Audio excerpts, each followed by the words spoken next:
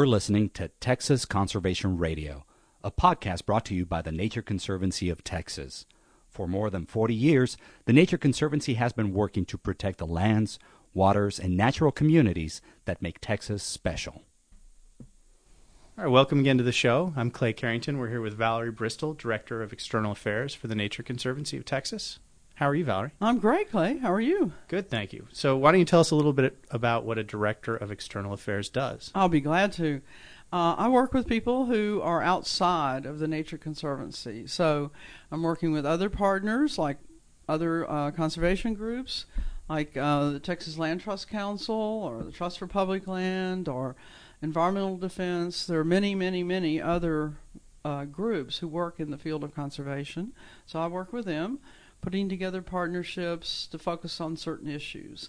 Then I also work with governments, and it can be cities, counties, the state, and the federal, depending on what issue the Nature Conservancy is interested in and that we're trying to have a voice. I see. And how did you get into the field? Well, like most of life, it just sort of happened. I grew up in East Texas, in the woods, in the piney woods, and rode my horse all over the place and just became immersed in nature. It just became a part of me. So all of my life I've sought things that would bring me close to nature, where I live, where I spend vacations, where I took my children to play. Everything was always this feeling of being close to nature. So I went to law school after my children graduated from high school and began a career and as a lawyer and then county commissioner. And when I was county commissioner, I had to face and handle and help the people of Travis County handle endangered species. We had to figure out a way that we could still have development in Travis County and at the same time protect large swaths of natural areas that could be set aside so that we weren't destroying a very important species, the golden cheek warbler and the black-cap vireo. In the process of having to figure out how to help solve those problems, I became more and more versed in conservation in relation to government. So when I left working at the county, the Trust for Public Land asked me to be their state director, and I was for 4 years. And then I was asked to come here and work with Carter Smith at the time, who was executive director. He asked me to be the first director of external affairs for the Nature Conservancy here in Texas, and I was thrilled and delighted. It's been a great treat.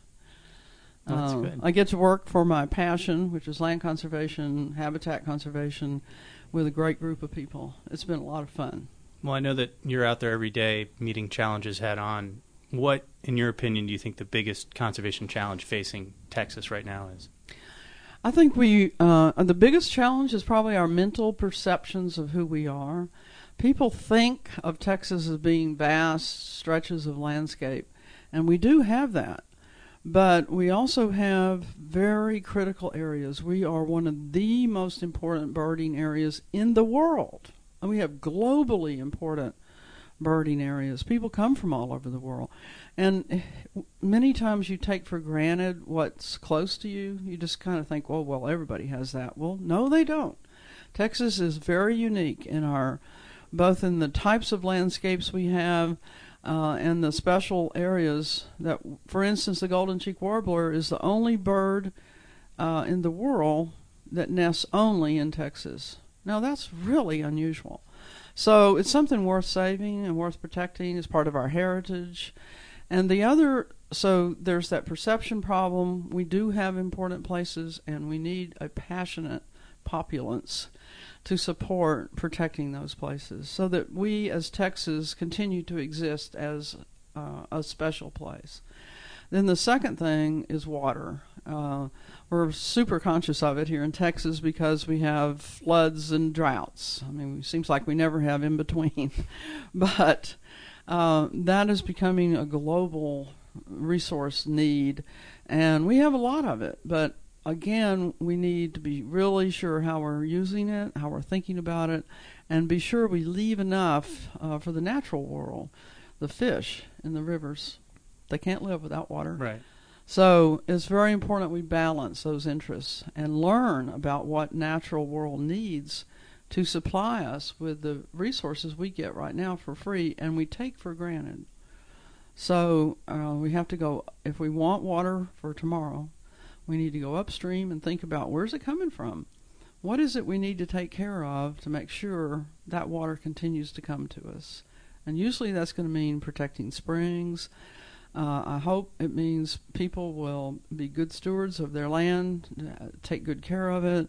You need to make sure you have deep-rooted, grasses, things like that. We could go on forever. But it's very, very important that we all begin to learn this. Well, on those twin subjects of conservation-minded public and water protection, listeners in San Antonio may be familiar with Prop 1 from 2005. Mm-hmm. Maybe you could tell us a little about Prop 1 and how it relates to our work and what you do specifically. Prop 1 is one of those marvelous examples of where a population did stand up and say, our resource, the Edwards Aquifer, is vital to our city, to the people in the city. And they took the responsibility of saying, I'll pay a tax to help protect it. And that's what Prop 1 was. It was asking the public, would you pay a portion of a sales tax, and that money would be dedicated to going out and placing conservation easements, meaning there would be no development on ranch lands west of the city that are over the recharge zone. And the aquifer cannot live without water rejuvenating it, coming into it. And once you build over those areas, you are destroying the most important resource that San Antonio has, which is the incredibly beautiful water that comes out of the Edwards Aquifer. And I was so proud of the people of San Antonio because they voted for it in a very large majority. And they just know how important it is. The hardest part was talking some of the decision makers into putting it on the ballot. I think the public was ahead here of some of the public leaders. We did have some great ones, though, that did step up and said, yes, we got to put this on the ballot. So I'm proud of our work. The Nature Conservancy worked hard in that election to bring the issue to the public. But once the public heard the issue, over 60% said yes. Thanks for taking the time to visit with us today. Thanks, Clay. I sure enjoyed it.